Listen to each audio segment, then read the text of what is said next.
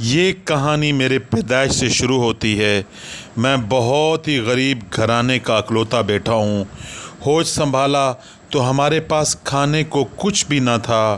کبھی کھانے کو کچھ مل جاتا تو ماں اپنے حصے کا کھانا بھی مجھے دے دیتی اور کہتی تم کھا لو، مجھے بھوک نہیں ہے۔ یہ میری ماں کا پہلا جھوٹ تھا جو میری ماں نے مجھ سے بولا۔ جب میں ذرا بڑا ہوا تو ماں گھر کا کام ختم کر کے قریب ایک جھیل پر مچھلیاں پکڑنے جاتی۔ ایک دن اللہ کے فضل سے اس نے 2 مچھلیاں پکڑ لائیں۔ گھر آ کر یہ مچھلیاں جلدی جلدی پکائیں، میرے سامنے رکھ دیں۔ میں کھا کر جو کانٹا پھینکتا ماں اسے اٹھا لیتی۔ کانٹوں پر جو بھورے لگے ہوتے انہیں کھانے لگتی۔ یہ دیکھ کر مجھے بہت دکھ ہوا۔ میں نے دوسری مچھلی ماں کے سامنے رکھ دی۔ عرض کیا کہ یہ مچھلی آپ کھائیں۔ اس نے یہ کہہ کر مچھلی واپس کر دی۔ بیٹا تم کھا لو، مجھے مچھلی پسند نہیں۔ یہ میری ماں کا دوسرا جھوٹ تھا جو اس نے مجھ سے بولا تھا۔ جب میں اسکول جانے لگا تو ماں ایک گارمنٹس فیکٹری میں ملازمت کر لی۔ گھر گھر جا کر کپڑے بیچنے لگی۔ سردی کی ایک شام تھی، بارش بھی زوروں پر تھی۔ میں بے قراری سے گھر پر ماں کا انتظار کر رہا تھا کیونکہ وہ اب تک نہیں آئی تھی۔ میں اسے ڈھونڈنے نکلا، آس پاس کی گلیوں میں نظر دوڑاتا ہوا۔ اچانک دیکھا وہ ایک گھر کے دروازے پر کھڑی کپڑے بیچ رہی تھی۔ میں نے کہا ماں اب بس کریں، تھک گئی ہیں، سردی بھی بہت ہے، وقت بھی بہت ہو گیا ہے، باقی کام کل کر لینا۔ یہ سن کر ماں نے مجھے پیار بھری نظروں سے دیکھا، بولی بیٹا میں بالکل نہیں تھکی۔ یہ میری ماں کا تیسرا جھوٹ تھا، میرا آخری پرچہ تھا۔ میں نے ضد کی کہ وہ بھی میرے ساتھ چلے۔ میں امتحانی ہال میں امتحان دے رہا تھا اور وہ باہر دھوپ میں کھڑی میری کامیابی کے لیے دعائیں کر رہی تھی۔ میں باہر آیا، اس نے لپک کر مجھے اپنے آغوش میں لیا، مجھے پینے کے لیے گنے کا ٹھنڈا جوس دیا جو اس نے میرے لیے خریدا تھا۔ میں نے رس کا ایک گھونٹ بھرا، ماں کے پسینے سے شرابور چہرے کی طرف دیکھا۔ میں نے رس کا گلاس اس کی طرف بڑھایا تو وہ بولی نہیں بیٹا تم پیو، مجھے پیاس نہیں لگی۔ یہ میری ماں کا چوتھا جھوٹ تھا۔ میرے ابا جان جوانی میں داغ مفارقت دے گئے۔ میری ماں اس دنیا میں تنہا رہ گئی، اسے اکیلے ہی زندگی کا بوجھ اٹھانا پڑتا تھا۔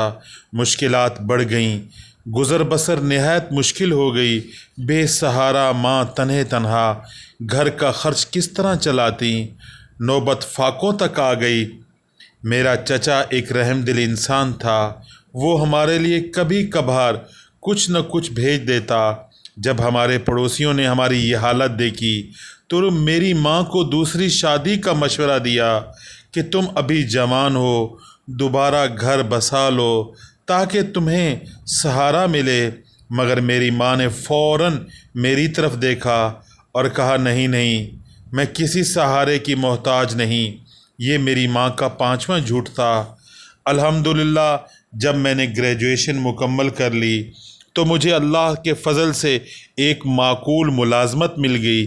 میں نے سوچا ماں کو آرام کرنا چاہیے، گھر کی ذمہ داریاں مجھے پوری کرنی چاہیے۔ میری ماں بہت کمزور اور بوڑھی ہو گئیں۔ میں نے ماں کو کام کرنے سے منع کیا، ماہانہ اخراجات کے لیے اپنی تنخواہ میں سے ایک رقم ماں کے لیے مختص کر دی۔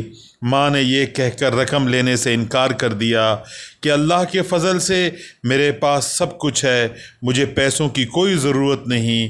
یہ میری ماں کا 6واں جھوٹ تھا۔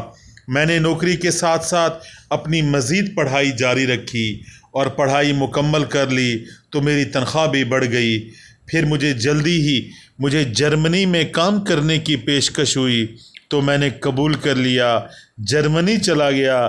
جرمنی میں مکمل طور پر سیٹ ہونے کے بعد میں نے ماں کو اپنے پاس بلانے کے لیے ارادہ کیا، ماں کو اپنے فیصلے سے آگاہ کیا تو اس نے میری تنگی کے خیال سے مجھے یہ کہہ کر منع کر دیا بیٹا تم تو جانتے ہو مجھے اپنے وطن ہی میں رہنا پسند ہے، میں اپنے ملک سے دور کہیں نہیں جاؤں گی، کہیں پاؤں نہیں رکھوں گی۔